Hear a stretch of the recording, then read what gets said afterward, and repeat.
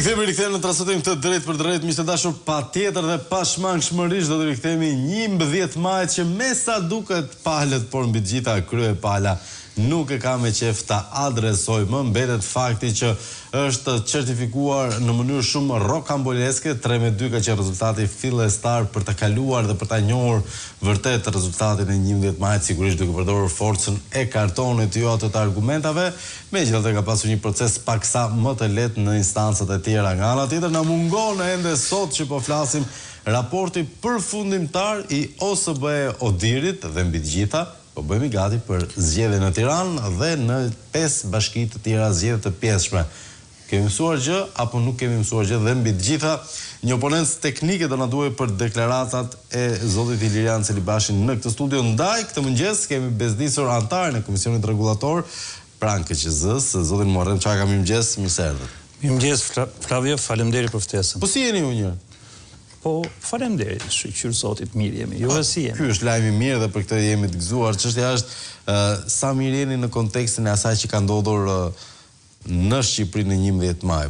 Përjashto faktin që me ndërgjegjen tuaj do të jeni shumë rregull se keni bërë një oponencë gjatë gjithë kohës fenomenale. Atëre, ju e kishit pyetjen në lidhje me institucionin e KQZ-s. Atëre, institucioni i KQZ-s si rrallë herë në gjithë administrimin, në gjithë funksionalitetin e tij ka shkëlqyer me dështimet e njëpasnjëshme. Pse e them këtë? Jo, unë kam bindje, e kam ngritur zërin në gjithë mbledhjet e Komisionit Rregullator, por me sa duket gjithë këto shqetësimet çfarë kemi ngritur unë së bashku me kolegen Vukaj kanë rënë në vesh të shurdhër dhe nuk kanë pasuar asnjë reflektim nga ana, kryesisht nga ana e qoftë administratës së KQZ-s, por përfaqësuesit të administratës që është komisioneri shtetëror i zgjedhjeve. Unë pata fatin ta dëgjoj me copa, por ta dëgjoj intervistën e komisionerit shtetëror të zgjedhjeve. Po e treta që zhvillojmë këtë vit me zotin Celibashi. Po, i kam dëgjuar të treja. Kjo e treta ishte kështu spektakolare. Domethënë të quash sukses këto zgjedhje, nuk e di, domethënë duhet ose të mos njohësh realitetin, ose më rënd akoma të besosh këtë realitet të shtrembur ku ne jetojmë. Në këndvështrimin tim këto ishin zgjedhjet më të këqija në 35 vite të demokracisë shqiptare. Në aspektin e administrimit? Jo vetëm në aspektin e administrimit, po në gjithë komponentët e saj. Tani, administrimi i procesit zgjedhor, si rregull, patjetër që institucioni i ngarkuar me detyra për administruar procesin zgjedhor e nis punën shumë më përpara, por si rregull starton punën nga momenti i dekretit presidentit për dekretimin e datës zgjedhjeve. Në zgjedhjet e 11 maj 2025, ne kishim dhe një risi, si pasojë ndryshimeve në kodin zgjedhor dhe implementimit për herë të parë të votës nga jashtë. Votë nga diaspora, e cila është ana temuar nga opozita, po edhe vetë rezultati që kemi parë na bën, le të themi, që të dyshojmë fort te cilësia e saj. Po, atëre që zoti Celibashi e konsideroi një tjetër sukses. Nisur nga kjo përgjegjësi që na impononte kodi zgjedhor, së bashku me kolegen tjetër, më lejoni theksoj diçka. Ne të dy jemi përfaqësues, jemi kandidat të cilët janë propozuar nga opozita në Komisionin Rregullator dhe jo pa qëllim në nenin 20 të kodit zgjedhor parashikohet që shumica e vendimeve merren 4-1. Pra, nënkupton që ne kemi një vot bllokuese nëse standardi zgjedhor në gjykimin dhe vlerësimin ton nuk do të ishte në atë nivel i cili do të garantonte një trajtim barabartë gjithë palëve. Dhe ne dim shumë mirë, s'kemi pse të fshihemi pas gishtit pale e cila është më vulnerabël ndaj shkeljeve zgjedhore, është opozita. Dhe nisur... Pra, ju po thoni që vendimet do të merren 4-1 zakonisht? 4-1 me përjashtim të dy vendime. Vendime për ndarjen e mandateve për zonën zgjedhore dhe vendimi përfundimtar për certifikimin e zgjedhjeve. Vendimi përfundimtar, kështu është vendosur në kodin zgjedhor në mënyrë që mos të kishte pengesa, jo, mund të zgjidhte edhe me kodin zgjedhor, por mos të kishte pengesa mazhoranca. sepse prezumoj që do të ishte një vendim matematikor, por nuk është kështu. Është një vendim i cili është shumë i rëndësishëm, edhe vendimi përfundimtar. Sepse po të supozojmë logjikën e të kundërtës, nuk merret vendimi 3-2, pra do të ishte kundra, atëherë nuk certifikohen, nuk shkojnë dot deputetët në kuvend, apo nëse edhe kolegji zgjedhor do të vendosë kështu, apo të zgjedhurit vendor nuk shkojnë dot, nuk e marrin dot detyrën nëse nuk do të certifikohet rezultati nga KQZ-ja. Dhe në rastin konkret, nisur nga sfida që impononte kodi zgjedhor, ne që në shtator të vitit 2024 i jemi drejtuar Komisionerit Shtetëror të Zgjedhjeve lidhur me aktet të kuadrit regulator, paketën e akteve, të cilat do t'i prinin normimit dhe organizimit dhe funksionimit të votës shqiptarëve që ndodhen jashtë vendit. Nuk kemi pasur asnjë feedback. Vetëm në nëntor apo dhjetor, pra kjo ideja që çojnë në zgrip, lërën në ngërç, vendosen në fund, dhe sigurisht nëse gjërat bëhen me nxitim, patjetër edhe do bëhen gabim. Po patjetër mund të kesh edhe gabime. Dhe ajo reflektoi këto ngërçe nxitime, reflektoi edhe gjithë situatën pas. Kështu që më vjen shumë keq, po edhe pjesa administruese. Pati një rast, zoti Celibashi, që e përmendi, se ishim në kufite, është e rregullt, s'është e rregullt. Unë pretendoja që i gjithë votimi ka qenë i çal dhe i deformuar. Rasti më skandaloz është ai i Greqisë, ku i gjen me thesa nëpër buzuqe në vend të trëndafilave, filluan të hidhnin këngëtarëve grek zarfat verdh të zgjedhjeve shqiptare. Por pati një rast ai që solli të miku të vet emigrant në Kanada, i cili u detyrua ta gjente vet. A ishte kjo integrale, e konsideroj atë një rast të mirë? Shkoj, unë e dëgjova me vëmendje këtë. Minimalisht këtu, në këtë rast, pikërisht në këtë rast, konstatohen 2 shkelje kushtetuese. Kushtetuese. Sepse neni 25.4 e Kushtetutës së Republikës Shqipërisë parashikon që vota është e lirë, vetjake, e fshehtë dhe e barabartë. Edhe pse në rastin konkret kemi të bëjmë me një vot nga jashtë, pra cedon nuk është më ajo qendra e votimit e gjitha, 2 standarde kushtetuese janë shkelur. Në rastin konkret e shkelur nuk është më vetjake, sepse ai përfaqësuesi i familjes i ka marrë gjithë zarfat dhe i ka dorëzuar, dhe nuk është më e fshehtë. Mund të ketë ceduar edhe kuvendi në miratimin e kësaj mënyre votimi, por minimalisht kemi 2 cedime kushtetuese ose 1 cedim kushtetues në rastin konkret. Kështu që për mendimin tim do bënte mirë mos ta përmendë atë shembull, sepse është autogol. Pra autogol. Nëse është autogol ky Kanadas, në Greqi çfarë lloj autogolesh kemi? Në Greqi, se në Greqi kemi zyrat ilegale të PS-s.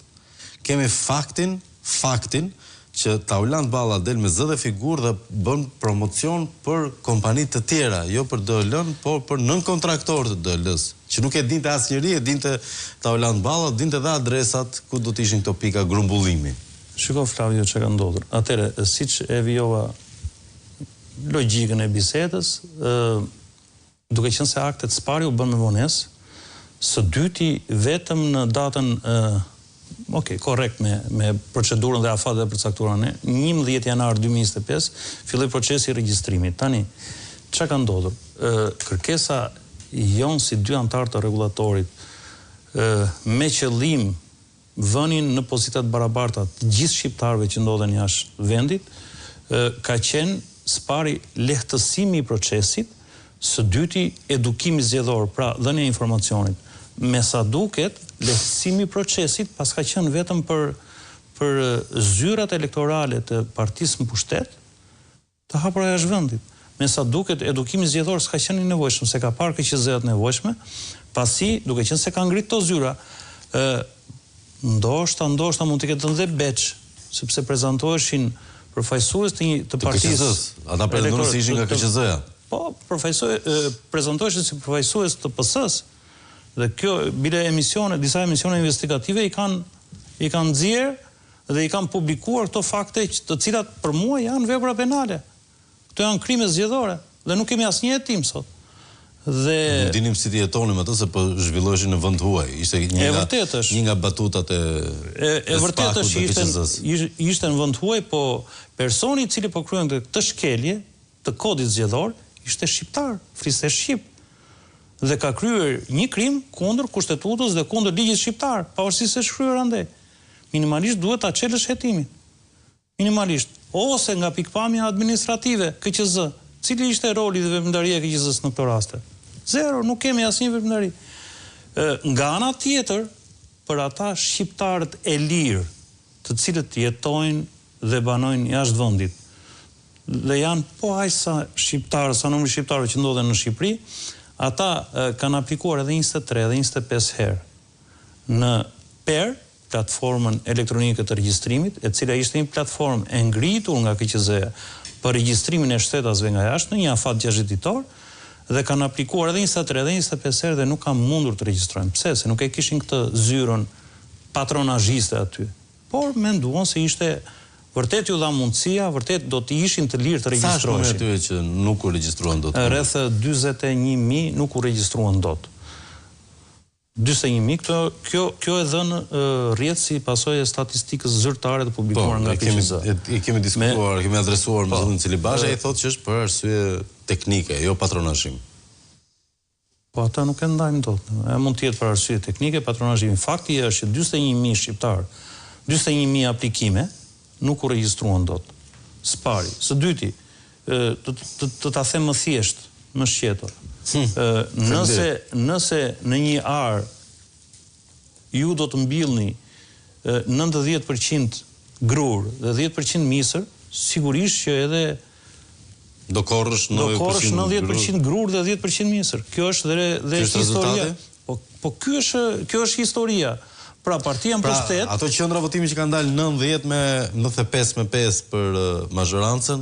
Po ka qenë patronazhuar që në fillim, ka qenë organizuar që në fillim, nuk ka asnjë surprizë aty. Pra nëse në një qark ose në gjithë pullin e votave të regjistruara nga jashtë, partia e cila kishte marrë dhe merr avantazhe elektorale të padrejta, e dinte me siguri se sa persona kishin regjistruar këto zyrat e tyre jashtë, që në vlerësimin tim shkelje e procesit e standardit zgjedhor, atëre patjetër dhe rezultati ashtu do të jetë. Pra, ky është rezultati deformuar, sepse është mbjellje deformuar dhe sigurisht do edhe pasoja, edhe korrja do të ishte deformuar. Po sa i takon Shqipërisë, zoti Caka, se e para njëherë duket sikur merremi shumë me 11 majin, po shohim që drama dhe tragjedia është zhvilluar para. Shumë përpara. Unë jo pa qëllim e kam nisë përpara. Tani në raportin paraprak të OSBE Odirit konstatohet dhe i është vënë theksi pabarazisë së palëve në një proces, në procesin e 11 majit. Pra, palët garuan në kushtet pabarabarta, që të thotë partia në pushtet, Partia Socialiste e Shqipërisë, përdori gjithë burimet shtetërore me qëllim marrjen e avantazheve elektorale të padrejta. Çfarë do të thotë kjo? Kjo do të thotë që ti po hyn në një garë pabarabartë dhe shanset që ti të fitosh të garë janë 3-0. Dhe këtë e ka thënë arbitri i paanshëm, këtë e ka thënë përfaqësuesit e OSBE Odirit. Gjithashtu ata kanë theksuar në raport edhe intimidimin e votuesve. Pra këto dy element janë elementë të cilët minojnë thelbësisht standardin zgjedhor. Atëherë si mund të flasim ne për zgjedhje të drejta, të lira, të paanshme, si mund të flasim ne për rezultat e cili nuk ndryshon sikur tërmeti tsunami. Ky ka qenë një nga pikat e çuditshme me zotin Celibashi. Ai ka pranuar her pas here provat, disa prova janë shtypse, janë shmenduri, por ka qenë, do të thënë ka pranuar gjitha këto, kjo është shkelje, ajo është shkelje, 115 qendra i kemi komplet tokë të djegur, e megjithatë, ja, një mandat mund ta ketë tepër pa e cënon kjo procesin, një lojë kungulleshkash. Po kjo është një llogaritë të cilën ne nuk e bëjmë dot. Komisioni Qendror i Zgjedhjeve prandaj kapet me një vot. Komisioni Qendror i Zgjedhjeve është një institucion i ngritur nga të gjitha palët për të garantuar integritetin e procesit zgjedhor. Dhe thënë këtë, qoftë edhe një vot e bën pis. e bën pis dhe e cënon integritetin e procesit zgjedhor. Po ne s'kemi një vot. Dhe ne jo vetëm që s'kemi një vot, po ne kemi si brenda edhe jashtë shembulli spektakolar i dështimit ishte Greqia. Dhe jo pa qëllim, unë e kam denoncuar dhe në mbledhjet e Komisionit Rregullator, bile i kam kërkuar administratës zgjedhore, a kemi ngarkuar neve ndonjë përfaqësues të PS-s për të na përfaqësuar ne si KQZ në Greqi, sepse kemi parë, jo vetëm ta Orland Ballon, po edhe përfaqësues të tjerë gjitha niveleve të partisë pushtet, e cila kishte marrë përsipër duke filluar nga procesi i regjistrimin dhe sigurisht që do të bërtisnin me të madhe, do të bënin atë që bën në datën 11 maj, në datën 10 dhe 11 maj në Greqi. Sigurisht që do të acaroheshim me KQZ, sepse nuk po mundej të vilnin atë rezultat që kishim mbjellë. Pra, ato skena që kemi parë neve të përfaqësuesve të PS-s, karshi kreu të KQZ-s, ato skena ishin një acarim pasi nuk po arrijej të vile ai. Po, nuk po arrijej të vile ai rezultat, prandaj kemi parë në atë acarim. Nuk ishte acarimi fare me sjelljen, se KQZ-ja në raport me partinë pushtet i ka bërë detyrat më së miri. I ka bërë detyrat më së miri që me regjistrimin e shtetasve nga jashtë, që me administrimin e procesit zgjedhor, sigurisht do t'i bëtë edhe në fund, se duhet vjellë rezultati. Një aspekt tjetër, bazuar dhe në raportin e OSB Odirit, është pabarazia e palëve, përdorimi gjithë burimeve shtetërore. Që nga bonusi pensionistëve, apo dhe më shumë saq? Jo, janë disa. Falje taksave. Së pari është bonusi pensionistëve që është jo pak ndikus, jo pak me pesh ndikimin në rezultatin e përgjithshëm. Pavarësisht se vendimi i qeverisë është miratuar në dhjetor të vitit 2024, efektin e ka dhënë në prill të vitit 2025. Kjo është një shkelje e hapur e neni 91.4 kodit zgjedhor, ku parashikohet në mënyrë të qartë se nuk lejohet dhënia e shpërblimeve për shtresat caktuara të popullsisë 4 muaj para datës zgjedhjeve. Që do të thotë nga data 11 janar deri në datën 11 maj 2025, edhe në hipotezën se vendimi do të ishte marrë në dhjetor apo në vite të tjera, 10 vjet para, nuk do duhej të jepej ky shpërblim. Dhe kush e garanton këtë? Ne, KQZ-ja. Organi ekzekutivi i KQZ-s, që është Komisioneri Shtetëror i Zgjedhjeve, e bllokon këtë. I jep datën 12 maj, po 11, i jep datën 20 maj, po jo përpara datës 11 maj. Spari kjo. KQZ ishte tolerante ndaj këtij vendimi. Jo, KQZ ishte inekzistente, jo tolerante. Ne kemi ngritur mbledhje, ishte inekzistente. Së dyti, dhënia e kredive, dhënia e 1500 kredive me termat but për administratën shtetërore, të cilat dyshoj se mund të jenë për individ për zgjedhur. Duhet të kesh ca kritere të marrësh këtë kredi me normë but interesi. Disa thon patronazhist, disa thon besnik të një force caktuar politike. Kjo kishte nevojë minimalisht për hetim nga institucioni i cili është i ngarkuar për administrimin e procesit zgjedhor. Zero hetim. E treta, dhënia po e një kredie tjetër me interesat but për 1500 arsimtarë. Pse 1500 arsimtarë dhe jo gjithë arsimtarët në Republikën e Shqipërisë? Pse 4 muaj para zgjedhjeve? Pse në periudhën zgjedhore? Dhe kulmi që është ambitort ishte falje e gjobave dhe kamatave vetëm një javë para zgjedhjeve. A janë gjitha këto e shumë tjera avantazhet pa drejta elektorale? Po sigurisht. Kanë shkelje të rënda në 91 kas. Dhe cili ishte veprimi që ndërmori KQZ-ja? Inexistent. Zero. Po sepse ndoshta nuk përbën. Po, kemi dëgjuar talentin e zotit Celibashi. Nuk funksionon kështu. Ne ose jemi për standardin zgjedhor, ose nuk jemi.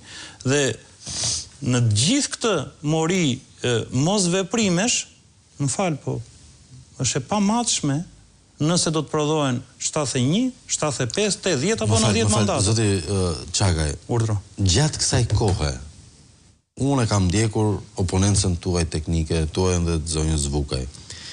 Pyetja ime është, kam ndjekur dhe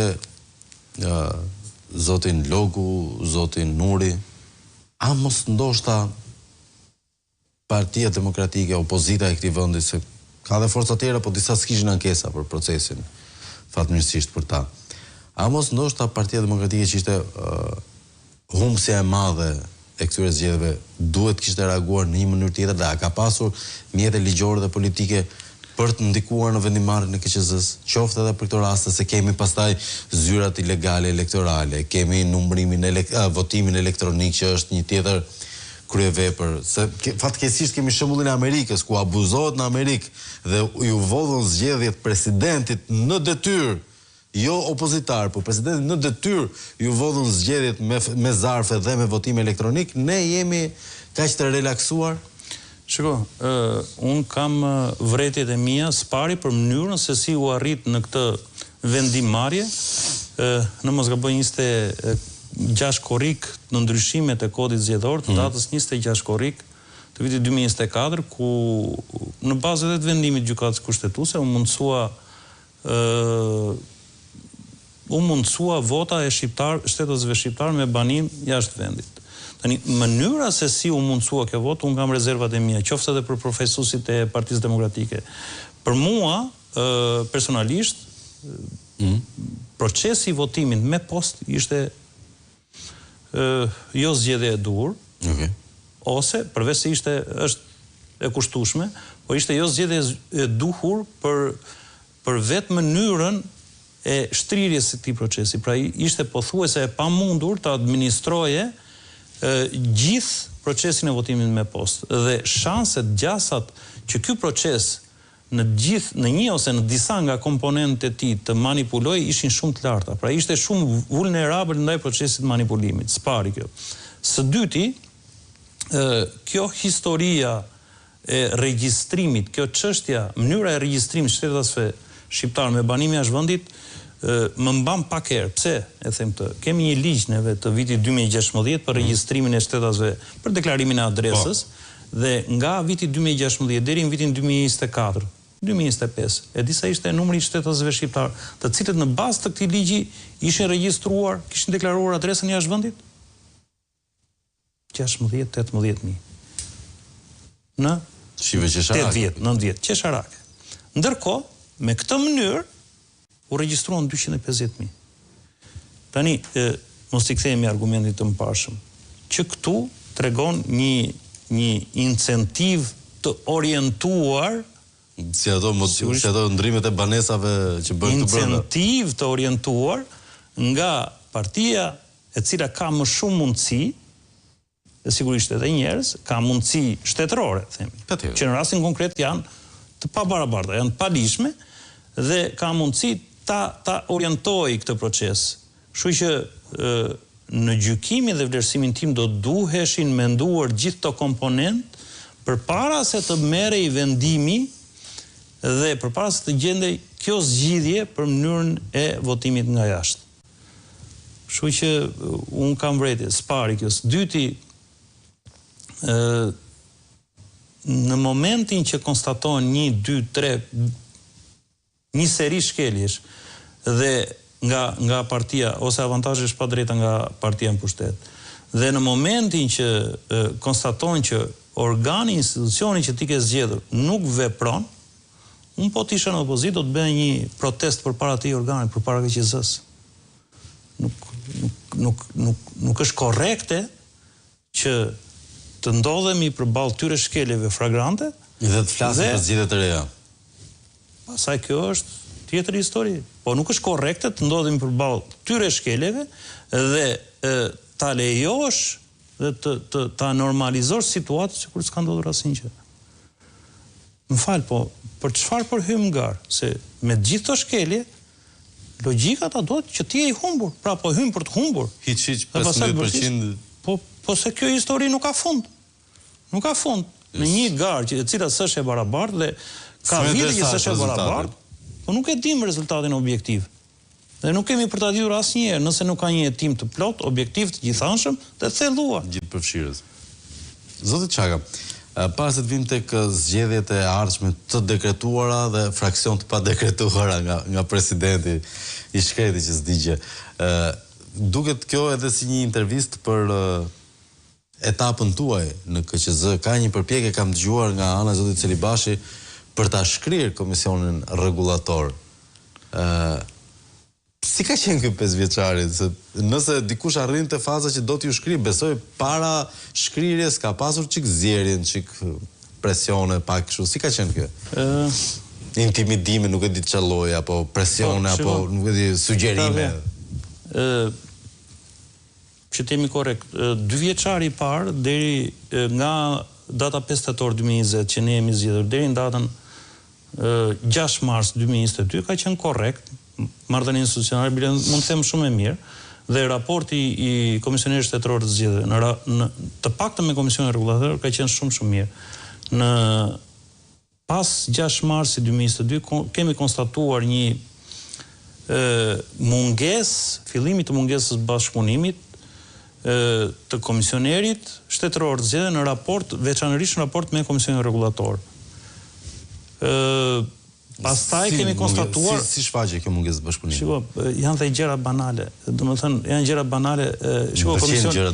Komisioni Qendror i Zgjedhjeve është riorganizuar në 3 organe drejtuese. Dhe organet drejtuese janë Komisioneri Shtetëror i Zgjedhjeve, po ta marrim një krahasim me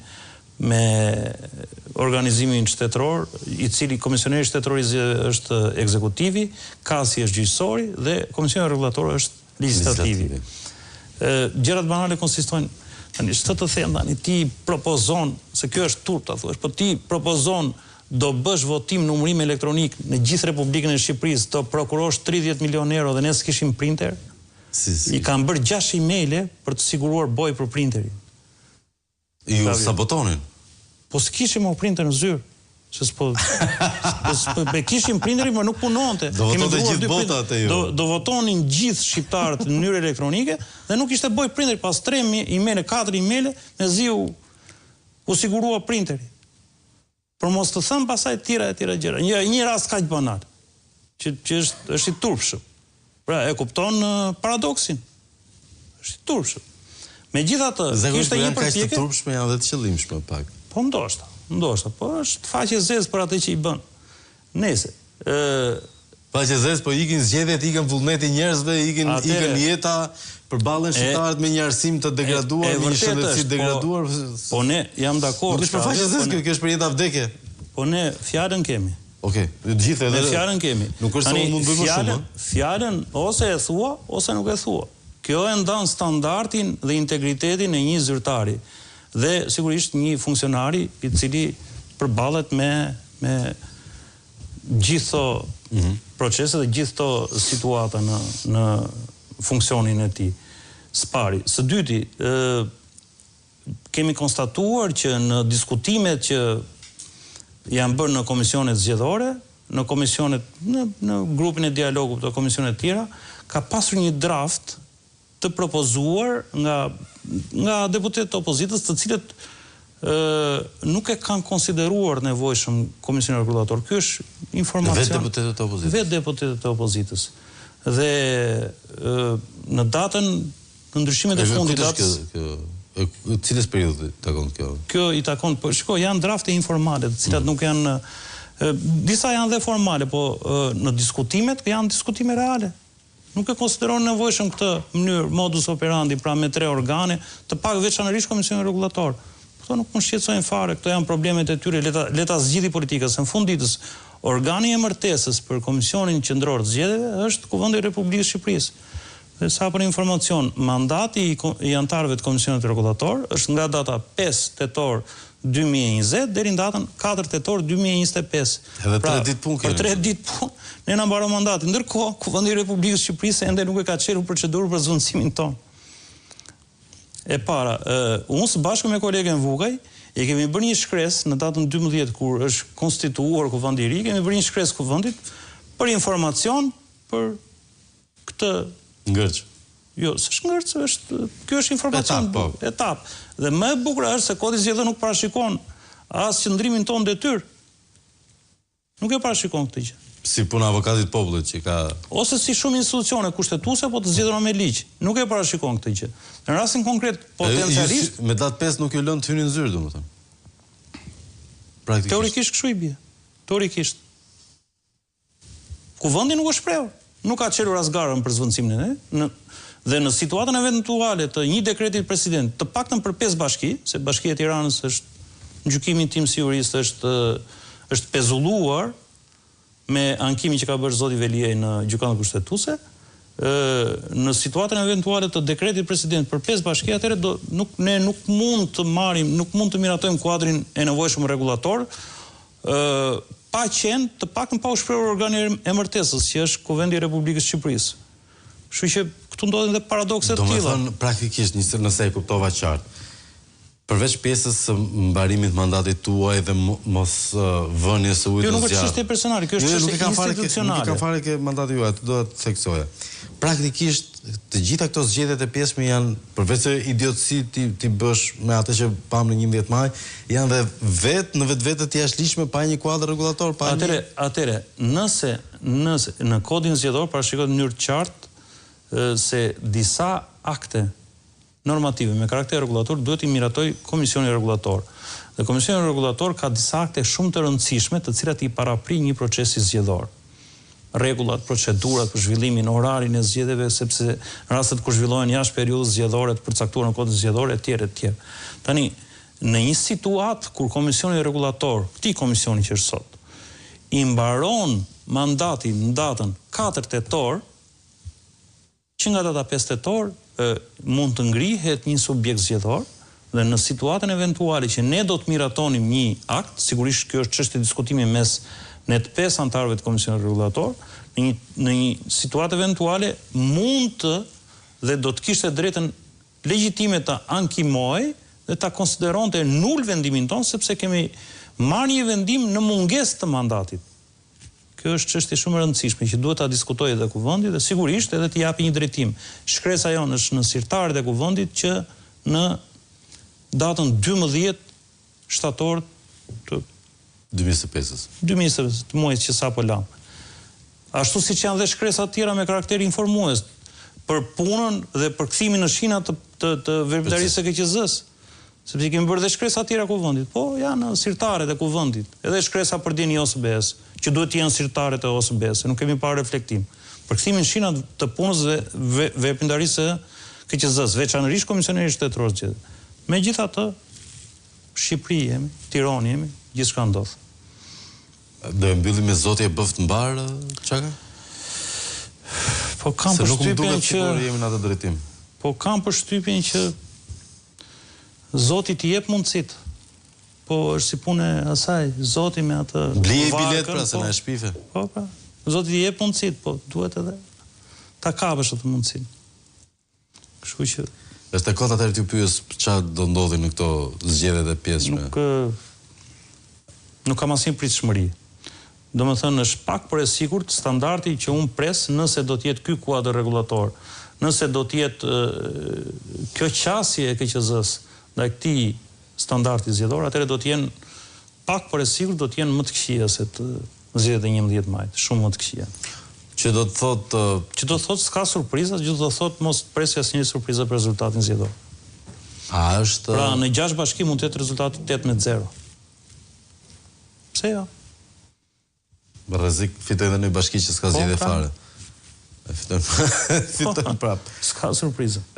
Zoti Çaka, ju jeni në fund mandatit tuaj. Në 5 vite dëgjova për akte sabotimi, injorimi, bllokimi, presioni folën pak, në datë 5, do i thoni OSBE Odirit se janë inës që i panë sytë këto 5 vjetë? OSBE Odiri ka gjithë informacionin dhe kemi quar, jemi kujdesur që ta informojmë, po me gjithë respektin për ata, shiko, punë të shtëpisë zgjidhen vetë brenda.